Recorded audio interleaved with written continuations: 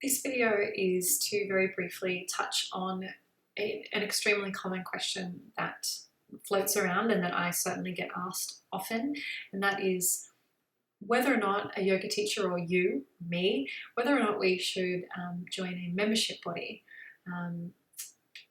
For example, Yoga Alliance, which tends to be the most well-known membership body for yoga teachers. Let me be clear in that the information that I share with you in this video is how I feel in this moment. Information and structural systems can change in these membership bodies locally, internationally, so this information may at some stage be outdated, but it is relevant and to where at least I see how things stand at the moment. Now, because most of you tuning in are likely going to be based in Australia, first and foremost, I want to address the query of whether or not it is better to register with Yoga Alliance or Yoga Australia. Now, in short, my answer is Yoga Australia, definitely. If you decide to register with a governing body at all. Now, let me clarify that. I really had this reaffirmed within me after speaking to somebody who was on the board for Yoga Australia and received some really insightful information or clarification. And look, basically, there is a misconception that Yoga Alliance is an international governing body. And therefore, perhaps, I don't know if people perceive that to mean that it's relevant wherever you want to teach anywhere in the world. However, yes, it is an international governing body because it is not here in Australia, but it is an American membership or governing body. It is American. It is for North America. It is for the United States of America. And of course, they take membership from people all over the world. But essentially, it's not an international body that sort of manages and governs and guides teachers globally. It started in America, and of course, they'll take memberships from anyone, anywhere. However, Yoga Australia is obviously strictly for yoga teachers in Australia. And let me say in short that their standards are much higher. Yes, it's a little bit more involved in getting recognised by them.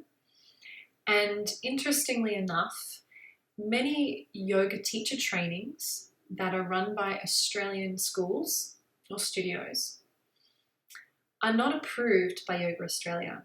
So if you're doing a teacher training that is run by an Australian studio or an Australian teacher, and it is not accredited or recognised by Yoga Australia, it is possible that it was actually denied approval. It is much easier to get a teacher training accredited and approved by Yoga Alliance. So the standards of Yoga Australia are much higher, and Yoga Australia are working with, different industries in Australia, like insurance companies and also private health companies, in sort of setting up systems in place. For example, to gain your insurance with an insurance company as a yoga teacher, with many insurance companies, they will require you to be a member of some kind of governing body. That will generally be either Yoga Australia or, in fact, Fitness Australia. In most cases, if they require you to have this membership, they will not consider Yoga Alliance because it's an American body, American standards. So it needs to be Australian based. So for that reason itself, if you're choosing an insurance company that requires membership, then of course you would go with Yoga Australia. Now, not all insurance companies require any sort of membership with a governing body. You just need to double check that. Insurance will be for another video. So for example, the insurance company that I am currently with right now requires a membership. And I actually have had a Fitness Australia membership for years and years and years and years. So then I never went about personally and joined Yoga Australia. which may seem contradictory to what I'm saying, but let me come to that. But on the note of Yoga Australia, that is who you would want to be with if you were intending to have the option for your students or your yoga studio that your students will be able to claim on private health insurance. Now, in most cases, you will also need a health provider number. And again, that's a whole other thing altogether. But you won't even get that unless you're actually registered with Yoga Australia. So hope that helps clarify. And if you're, again, this will come into an insurance video, but if you are wanting to teach internationally overseas, then just having a Yoga Alliance, American-based Yoga Alliance accreditation or membership doesn't really have an impact or is going to really influence you getting any work. And if you are teaching overseas, you do need to look at an international insurance. You actually need to contact your insurance company and change that. So that's actually what needs to be of importance, not so much who your membership body is that you are with. Okay, now, so with that sort of clarified, it's worth noting that the entry level for teaching memberships with Yoga Australia is a 350-hour certification. 200-hour is you get like a provisional membership, but you actually don't get a teacher's membership. So that's also worth noting, and that's just a reflection of their expectations on teachers to do continued education, which I think is fantastic. I think it is really great.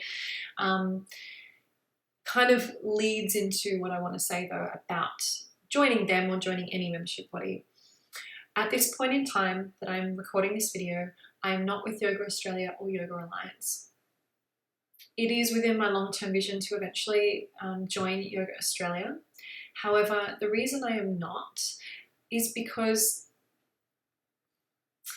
in my opinion at this time, I don't see any benefit in handing over the sum of money that is required to join and what you would receive in return. And the reason for that is that the sad reality is there's no across the board standard in Australia. There's nothing that prohibits people from teaching if they're not with a membership body, etc., etc. Now, I do know people that would actually really challenge that for absolutely great, valid reason. And that would be that it's within our best interest to support Yoga Australia, to support them financially, in our energy, in our promotions, so that we can help them really build and establish, so therefore they can start to implement, more standards and more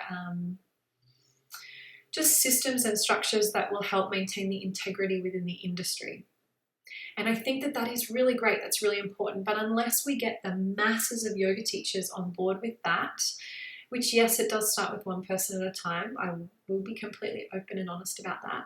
But unless that happens, then I don't believe there's really tremendous benefit in joining not just Yoga Australia, but any membership body. You'll get a newsletter, you'll get a membership number, and approval to put a logo on your website, but really people are not looking for this anymore. Yoga studio owners are not looking for this anymore. And what's most important is your experience, your integrity, your insurance, etc., your training.